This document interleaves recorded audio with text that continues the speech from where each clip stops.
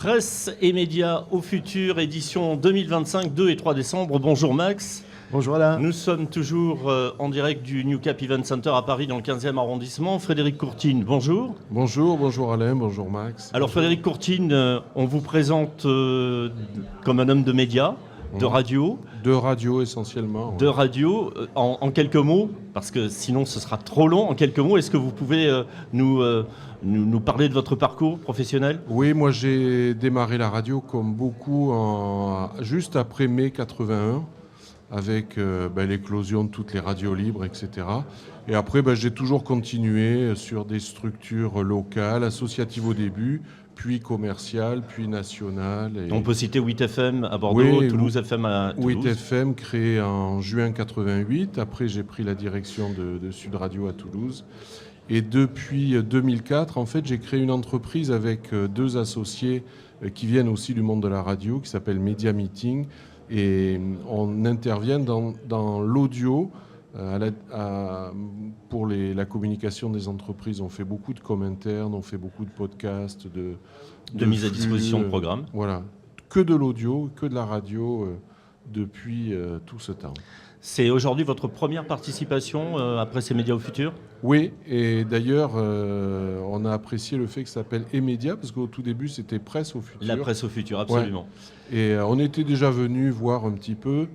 On avait trouvé que ça sentait beaucoup l'encre et le papier, ce qui n'est plus le cas maintenant.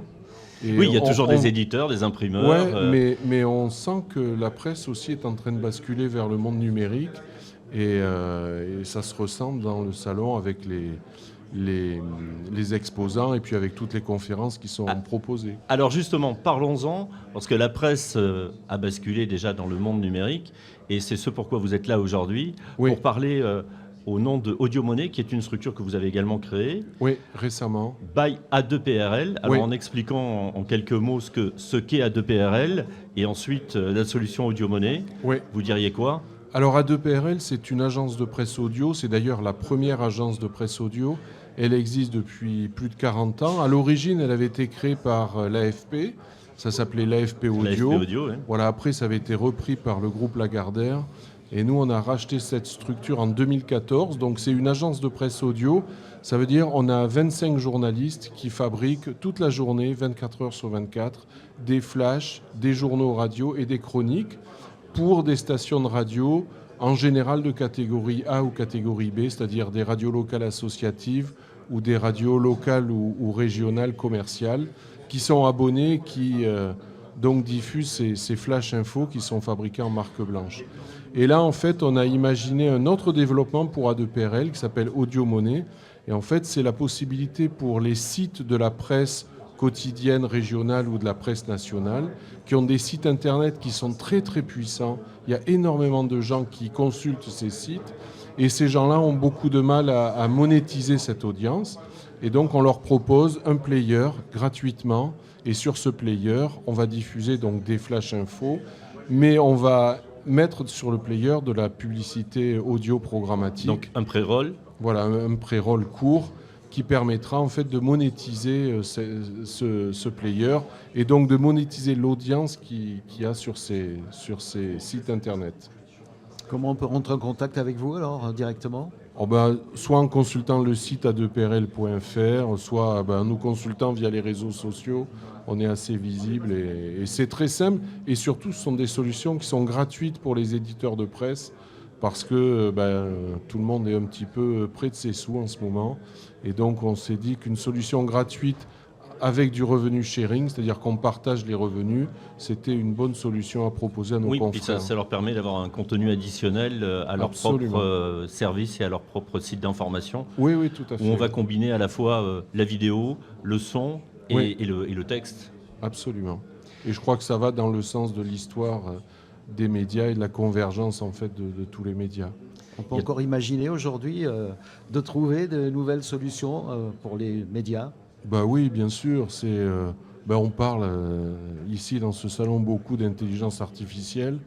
Moi, en tant que quelqu'un qui a beaucoup d'expérience dans les médias, ça me fait peur, mais en même temps, je vois tellement d'opportunités.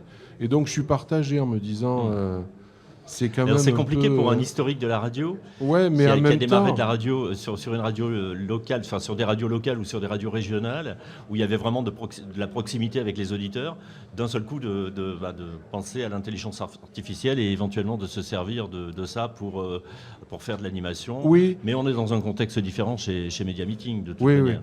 mais c'est compliqué, mais en même temps, ça ouvre tellement de perspectives et d'opportunités que voilà, on est partagé en se disant c'est quand même un peu dangereux pour l'emploi, mais en même temps, ça peut créer d'autres emplois et d'autres possibilités de développement. Donc aujourd'hui, vous êtes plutôt optimiste pour... Bah oui, de toute façon, la radio a toujours montré que c'était un média très résilient. Il y a énormément de contenus audio qui sont écoutés. Alors, peut-être plus en flux continu comme on le faisait avant, mais aussi, la radio, c'est quand même un média qui est toujours très, très puissant. Et puis, c'est un média qui s'écoute aussi en délinéarisé, qui s'écoute aussi à la Mais demande, elle souffre etc. quand même. La radio aujourd'hui, la radio FM, elle souffre.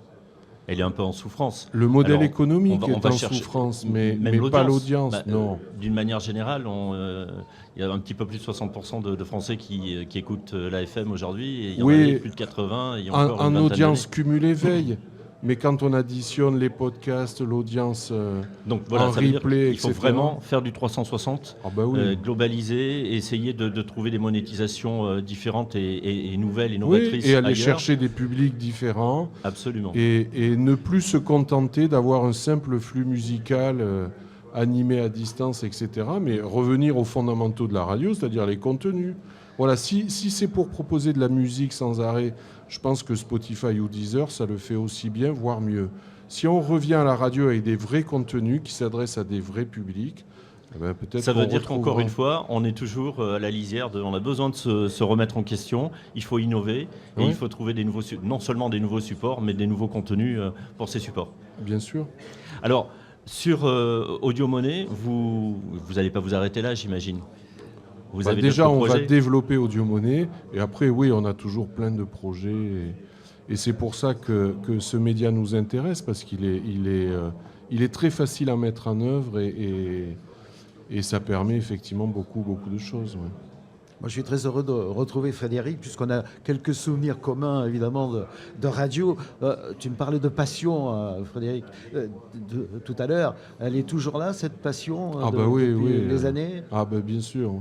Et elle est toujours là, et elle est presque de plus en plus vivace, parce que je vous parlais de l'intelligence artificielle. Quand on voit tout ce que cela permet, ça éveille beaucoup d'idées, beaucoup de choses. Voilà, donc oui, la passion, elle est toujours là, mais dans le monde de la radio, donc, que je connais un petit peu, je ne rencontre que des gens qui sont passionnés, et y compris des jeunes. Et ça, je trouve que c'est toujours très intéressant. Néanmoins, s'il y a un souvenir, lequel tu garderais? Oh, c'est très compliqué, mais si des lancements de stations de radio, parce que dans une carrière, c'est assez rare. Et puis c'est toujours une aventure, quoi. Ouais, et j'ai eu la chance d'en lancer plusieurs. Et dernièrement, on a lancé en DAB+, sur les multiplex nationaux, une radio qui s'appelle RZN Radio, donc qui est un pur player DAB+, qui est une radio nationale. Et il y a quelques temps, donc en octobre 2021, on a appuyé sur le bouton et la radio a démarré et elle est toujours à l'antenne. J'ai le sentiment que chez Media Meeting, on n'a pas le temps de s'ennuyer. C'est sûr, on ne s'ennuie pas beaucoup, oui. Frédéric Courtine, si en un mot, vous deviez qualifier ce salon, cette première participation au Salon de la presse et médias au futur 2025, vous diriez quoi? Alors moi, je dirais que c'est un salon qui m'intéresse parce que c'est un monde, la presse, que je ne connais pas trop. Et je me rends compte qu'il y a énormément de problématiques et qu'on a aussi, à travers les conférences, vu qu'il y avait quand même beaucoup de problématiques communes sur les contenus, sur l'accroche du public, sur l'attention, etc., la guerre de l'attention. Beaucoup de diversité, donc. Beaucoup de diversité, mais aussi beaucoup de points de convergence. Merci beaucoup. Merci à vous.